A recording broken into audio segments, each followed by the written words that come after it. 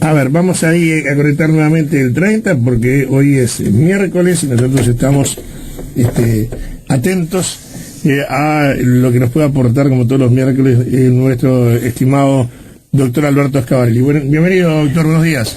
Buenos días, ¿cómo están? Bien, acá, fresquita la mañana acá en Rivera, con 14 grados, y empezamos a perfilarnos ya con el otoño, y parece bastante más severo que lo que se pensaba. Y ustedes que están más cerca del trópico, ¿eh? Sí. Unos cuantos metros, le falta un montón, pero están cerca, bueno, muy frío también. No son buenas noticias para nosotros, sí para el corona, desgraciadamente, pero no era como con los mosquitos. Ustedes se acuerdan que la Aedes, el frío un poco lo espantaba, bueno, acá es al revés, hay que vacunarse, es muy importante, todos los técnicos están diciendo eso. Por suerte está muy bien armado el programa para las vacunas, porque el tema es la acumulación, ¿no? Pero bueno, aquí estamos en el medio de esta jugada a la escondida con el coronavirus, con algunas variables de medidas con las que estamos discrepando públicamente, pero bueno, es el juego de las opciones, ¿no? Sí, es así. Es así. Ahora, ¿qué nos va a dejar esto, Alberto? Porque esto va a dejar consecuencias a nivel del mundo. El mundo va a sufrir. Ya los expertos están, por un lado, algunos analizando la consecuencia económica. Por otro lado, otros están analizando la consecuencia política, porque ahora empiezan a buscar culpables de todo. Sí, acá hay algunas cosas, son muchos capítulos, ¿no? Es decir, yo el otro día decía, en un ejemplo un poco excesivamente duro, a todos nos ha pasado ir al velatorio de un amigo que muere relativamente joven y llegar a la conclusión, a la salida del velatorio, de que está viviendo equivocado, ¿no? Es decir, que hay que cambiar las prioridades, que lo mismo pasa cuando uno tiene una enfermedad que luego se recupera, ¿no? Y primera cosa es la psicología social, que es difícilmente previsible después que las condiciones vuelven a una pseudo normalidad. Hoy, en el medio de esta situación, donde la gente ya no solo se saluda, sino que se pone lo más lejos que puede, el fenómeno de los ascensores seguramente va a ser un fenómeno de hacer películas para el futuro. El recelo de la gente dentro del ascensor, ni digo nada donde uno estornude, ¿no? Que salimos todos por las puertas. Yo me temo que va a haber un efecto, yo creo que va a haber, por un lado, un efecto más o menos permanente en algunos usos sociales. Evidentemente habíamos pasado al beso y a la efusiva forma de saludarse. Es probable, por lo que se ha visto en otras situaciones, en otras sociedades, que es muy nuestro, porque mira que en los países árabes tocar a alguien es un gesto poco menos que una agresión. El beso en países como en Estados Unidos, por ejemplo, es un fenómeno que es casi considerado un abuso, pero a lo que voy es que seguramente algunas costumbres se vayan alterando y se sostendrán en el tiempo, tanto como la gente tenga en la memoria las consecuencias negativas de estas cosas. Por otro lado está el tema de lo económico, que como siempre ha pasado, el mundo ha pasado por crisis económicas muy duras. Esto no es una crisis financiera, que es un detalle del que se habla poco. En el mundo nunca hubo tanto dinero como ahora. La liquidez es un exceso, están tratando de pasar al oro para bajar la liquidez. Yo siempre pongo el ejemplo, el Banco Central alemán, cuando coloca deuda pública alemana, porque precisa una operación, está consolidando deuda, no solo no le paga intereses al que le compra el bono y el gobierno alemán queda debiendo, sino que incluso le aplica una tasa negativa, le paga menos de lo que le prestaron. Hoy las tasas de interés están en cero en el mundo, el Fondo de la Reserva Federal ya las bajó prácticamente hasta la tabla rasa. Hay un exceso de liquidez gigantesca, lo que significa que no estamos en una crisis financiera, estamos en una crisis de confianza y una crisis de uno de los aspectos más modernos de todo este tiempo, que es la crisis de las cadenas de consumo. Bueno. Normalmente nos hemos acostumbrado a hablar de las cadenas de pago, decir, ¿cómo hacemos para que la gente tenga dinero para pagarle al acreedor? Y el acreedor le paga al otro, en fin, la cadena de pago. Bueno, hoy el tema que realmente tiene muy preocupada a las sociedades desde el punto de vista financiero y económico es cómo mantenemos la cadena de consumo. Por eso se llama renta básica universal, se llame darle un salario mínimo a las 300.000 personas que en Uruguay no tienen ingresos y no pueden ingresar al sistema formal. Llámese como se llame en cualquier parte del mundo, el tema es cómo se hace para que, como decíamos el otro día, el kiosquero que vende chicles en la esquina pueda seguirlos vendiendo, mantener su negocio y comprarle al distribuidor y el distribuidor seguir la cadena. China comenzó a producir, ese es un tema, porque hubo un momento que el mundo dejó de producir. Bueno, China ya comenzó a producir a todo trapo, como dicen los muchachos. Las materias primas que habían caído, como el cobre, el hierro, el aluminio, que habían caído profundamente, del petróleo ni hablemos, ¿no? El petróleo forma parte de una sórdida guerra que todavía no sabemos dónde va a terminar, por eso es un fenómeno que lo dejo aparte. Pero en la medida que China reciba pedidos, cosa que es la fase que falta, y digo China porque es el motor de la producción del mundo, ¿verdad? En la medida que China reciba pedidos, tiene que comenzar a comprar materia prima. Ustedes se acuerdan que hace unos meses atrás, cuando el coronavirus no se sabía ni lo que era, estábamos en el medio de una crisis porque no había pedidos suficientes a China por otras razones que tenían que ver con la retracción en lo económico por otros aspectos. Quiero decir con esto que la cadena de consumo, los países centrales, el G20 ya se reunió, que es el grupo de los 20 países más poderosos, yo les contaba que lo hicieron por videoconferencia, siempre gracias a los amigos que uno tiene por allí en el mundo que van dando su interpretación de los hechos en charlas personales, y que siempre es bueno porque después al poco tiempo aparecen las noticias. Y bueno, la idea del G20 era que van a hacer préstamos, como hicieron siempre a los bancos centrales que van a estar prestándole a los bancos centrales de cada país, para que los canalicen a través de los bancos comunes, pero con la diferencia de que, como pasó en el 2008, que yo les contaba, que ese operativo terminó en las empresas que a veces las sociedades anónimas la usaron para sí mismas, capitalizando acciones y no llegando al consumidor, al público. Bueno, en definitiva, esta vez van a utilizar instrumentos como el Banco Central, el Banco Mundial y el Fondo Monetario, con todas las características que esto tiene, que están prestando prácticamente a cero tasa de interés. Eso a Colombia le están llegando 14.800 millones de dólares, todos de golpe. Bueno, y no hablo de lo que fue lo de Argentina, que es otra historia, una crisis diferente. En una palabra, los países centrales no van a dejar que se rompa la cadena de consumo, porque entonces ahí sí cae la producción y ya ni siquiera va a haber una élite que consuma, y eso es realmente impredecible y yo creo es insostenible. O sea que yo creo que vamos a pasar una etapa de recesión.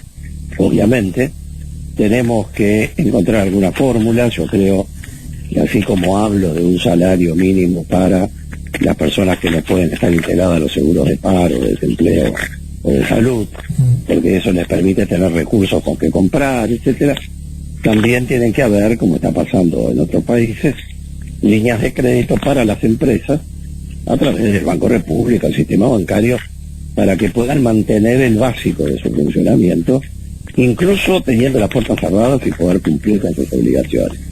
Eso yo creo que es muy importante, porque si se nos caen las estructuras empresariales, hay un riesgo que es el mayor de todos, y que es que volvamos a acostumbrarnos al trabajo fuera de la normalidad tributaria, por decir de algún modo.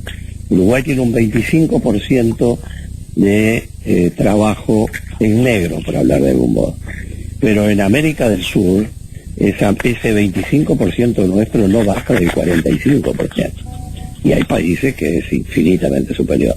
Entonces, tenemos que hacer un gran esfuerzo para mantener, si se quiere hasta artificiosamente, pero mantenerlo, estas cadenas de consumo y estas cadenas de formalidad, que vamos a pagar precios muy altos en lo económico, no hay duda, hay que tratar de que el tema de los empleos es uno de los temas críticos. Hoy el trabajo humano es una de las características más importantes, que tampoco se arregla después que salgamos de todo esto con sistemas compensatorios. La gente tiene que volver a su trabajo, que es la clave de esto. Y después, en esta apretada síntesis, que queda claro que va a haber un tema económico, pero lo que digo, para redondear esa idea, que como lo que importa es la cadena de consumo, estoy segurísimo que ese dinero va a empezar a llegar. Bueno, Uruguay, de los créditos que ya se habían conseguido por 2.200 millones hace un par de años, ya llegaron 400 millones. Sí, tú lo comentaste la semana pasada, ¿cierto? Por eso, o sea que el dinero llega. Y cuando hablo de 14.800 millones para Colombia, confirmado también, por poner ejemplos que conozco de cerca, ¿no? Y después el otro aspecto, que es el político. Ese sí que es realmente muy preocupante. Es muy preocupante. Primero voy a empezar por las omisiones. Yo creo que el Parlamento uruguayo, con todo lo que lo quiero y los 10 años que tuve, me parece que está incurriendo en una omisión que me llama muchísimo la atención. Que no están trabajando, lo he dicho discretamente, donde tenía que decirlo, en amigos de varios sectores. Yo creo que no estén trabajando integradas las dos comisiones de salud, la comisión de cada Cámara, en una sola integrada, y reuniéndose con las autoridades del Ministerio de Salud Pública. Le hace bien. No estoy hablando ni de molestar, ni de interpelar, ni de llamar a la Cámara a una comisión general, ni distraer. Yo lo que quisiera es que hubiera actas oficiales del Parlamento en una comisión que trabajan con gran comodidad, gran tranquilidad, donde se diga con todas las letras cuál es el plan de acción, hacia dónde se va. Aquí hay varias opciones, internacionalmente hablando. Este levantamiento parcial que se ha producido con las escuelas rurales y la construcción puede tener razones económicas, que está bien, que es un tema opinable, yo no lo comparto, pero también se está hablando de temas científicos puros, como el hecho de la inmunización del rebaño, como se le ha dado a llamar internacionalmente, de la que Inglaterra dio marcha atrás después que los epidemiólogos con los estadísticos mostraron al primer ministro, que después se enfermó de lo mismo y ahora salió por suerte. Le dijeron, mire, usted con este cálculo va a tener 500.000 muertos, creo que le dijeron. Entonces, que hay responsabilidades políticas latentes enormes, no tengo duda, pero como en realidad son las que menos me importan, porque si uno ve las imágenes de Nueva York, con los camiones recorriendo cadáveres de los domicilios y acomodándolos como quien está estivando cualquier carga arriba de un camión, lo habrán visto todos, supongo. Y con fosas los comunes, que no, inclusive, ¿no? Inclusive con fosas comunes en algún lugar. Sí, además las fases de las fosas comunes. Pero a mí me impactó enormemente el patrullero cortando la calle en pleno Manhattan, adelante un camión pequeño, y el camión estableciendo, saliendo gente con la camilla, con la ruedita, con el cadáver envuelto, y poniéndolo adentro del camión como podían, y viendo por qué lugar lo ponían, pues ya venía lleno.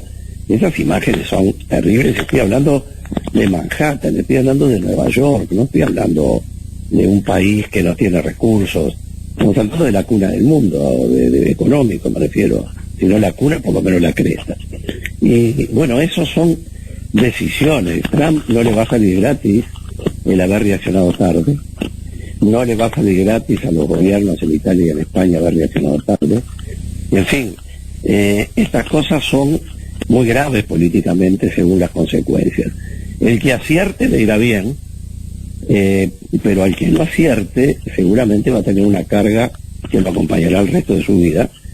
Pero por otra parte, que es más importante me parece a mí, yo nunca voté a nadie, ni me postulé para ser candidato a nada, cuando me postulé para creer que tenía el derecho para decidir por mi cuenta, con un entorno de 6 o 7 asesores, cuál era la mejor política viendo muertos de por medio. Digo, yo creo que esto excede totalmente las facultades del gobierno.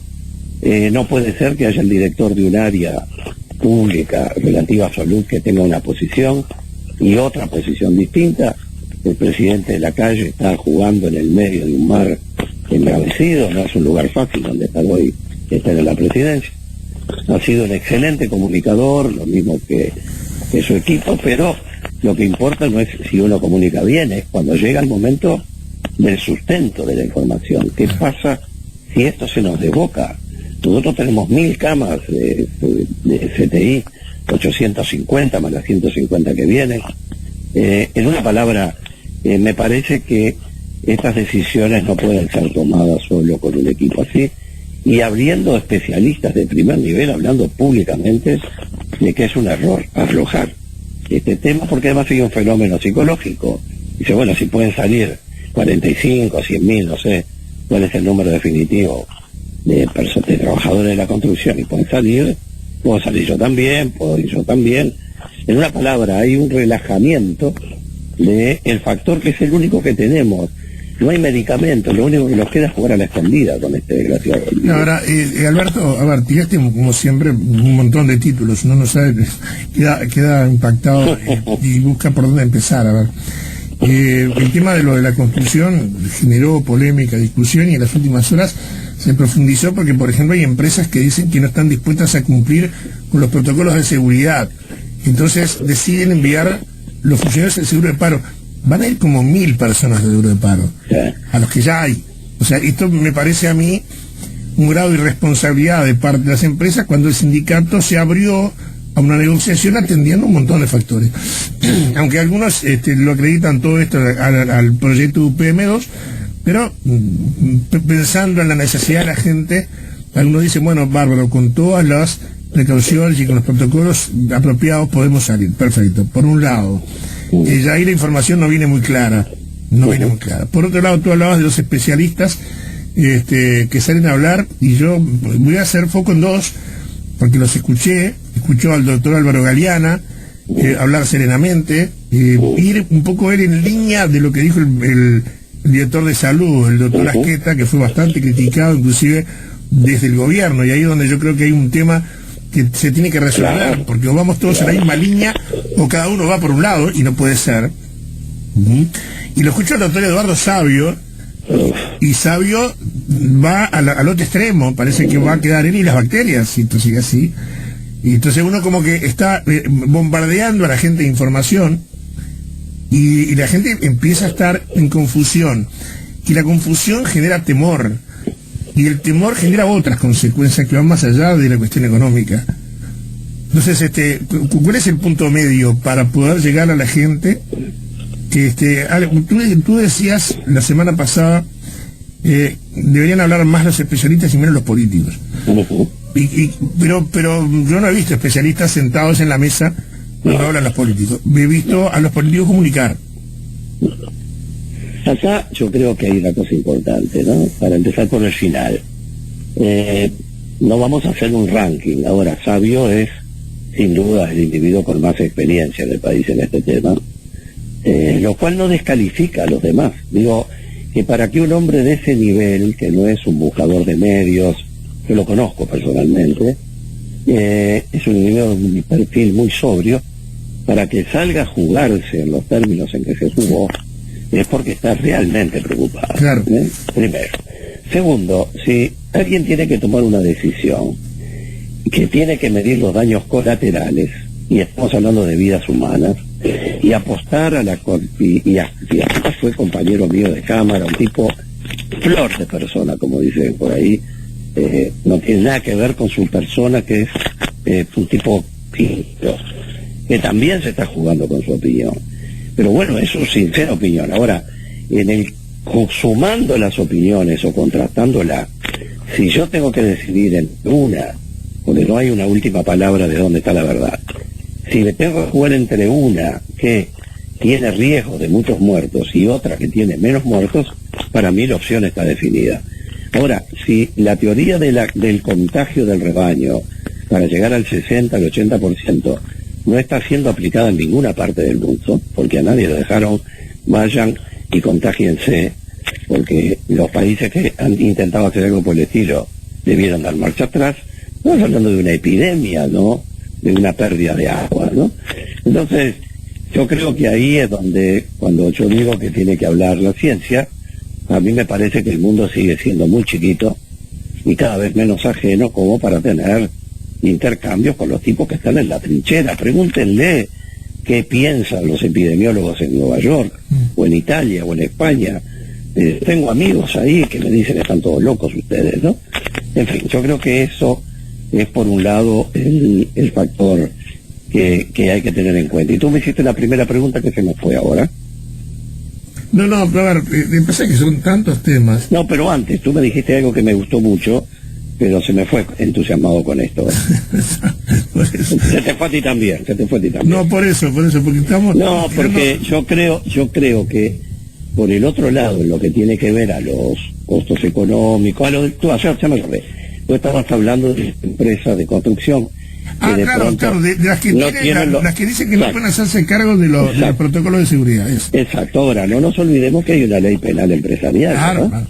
Entonces, si yo tengo una empresa, y no estoy defendiendo al empresario, estoy hablando jurídicamente, si yo soy asesor de una empresa, y esa empresa me dice, mire, yo no puedo cumplir con el estándar que me exigen para que los trabajadores vengan, y se enferma uno, hay responsabilidad penal empresarial. Claro. Entonces, es probable que esa gente lo último que piense es cómo dejo que los muchachos trabajen aunque se contagien, digo, ¿no? Entonces, el tema es que uno, cuando terminamos en una sociedad como la nuestra, que felizmente tiene regulados tantos aspectos de la vida, incluso del trabajo, la calidad sanitaria, y después queremos saltar hacia mecanismos más riesgosos que no son los que están previstos en la ley que nos exige determinadas conductas, y bueno, la ley está allí, no salió ninguna norma que diga usted tiene un margen para correr un riesgo, usted tiene que hacer esto, y si no lo hace cae en responsabilidad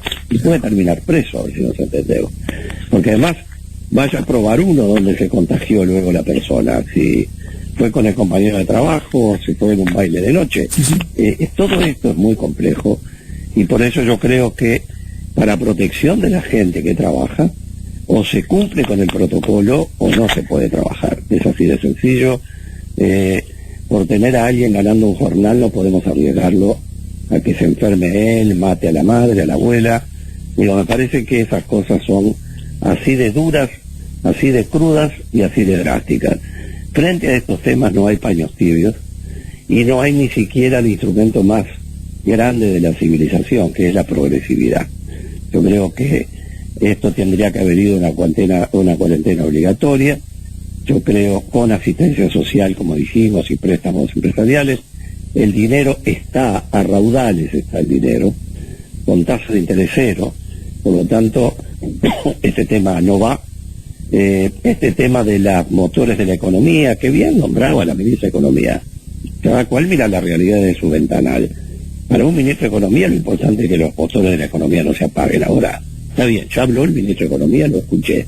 Ahora voy a escuchar a los otros.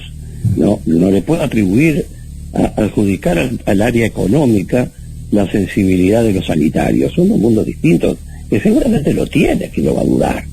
Lo que voy es que la decisión, que no tengo ninguna duda que cómo se toman, porque es algo que conozco bastante bien, las decisiones se toman en la ponderación. Ahora, acá en la vida hay dos tipos de cosas, los factores de riesgo y los factores de protección. Yo tengo que fortalecer el factor de protección. ¿Cuál es el único? El único que tenemos para protegernos es no estar en la vuelta, estar escondidos, jugando a la escondida con el virus. ¿Cuál es el factor de riesgo? La acción comunitaria, la cercanía, el hecho de tener la posibilidad del intercambio de contagios. Y tengo que apostar el factor de protección para mantenerlo y bajar al mínimo el factor de riesgo. Eso es la vida pública y las decisiones son siempre de dos tipos, como decimos siempre tú y yo, Iván. La vida es oportunidad, tomar la medida en el momento justo y tomar la mejor medida, la conveniencia. Tienen que ir juntas y eso es lo que estamos pidiendo. Ahora vuelvo a insistir que yo no entiendo por qué esto no está en diálogo permanente con las comisiones de salud, que puedan convocar expertos, etcétera. Como así también, digo con toda claridad, no puedo entender la posición del Frente Amplio que tiene a su líder máximo, el individuo más formado, con más experiencia, más votado de la historia, con 2 presidentes de arriba, con especialidad que dijo hay que hacer cuarentena, y no está todo el frente alineado detrás de toda esa idea. La verdad, en estas cosas no me duelen prenda. Yo lo único que mido es lo que creo, desde mi modesta, muy modesta opinión, lo que me parece que está bien y lo que no me parece que está bien. Estimado, un placer como siempre. Nos reencontramos el próximo miércoles. El próximo miércoles con muchísimo gusto. Cuídense mucho. Y me hace acordar a mi abuela esto, pero es que acuérdense que esta clave es jugar a la escondida, ¿no? Que no nos haga la pica el virus, es de todo lo que se trata. Abrazo, Alberto, gracias. Abrazo.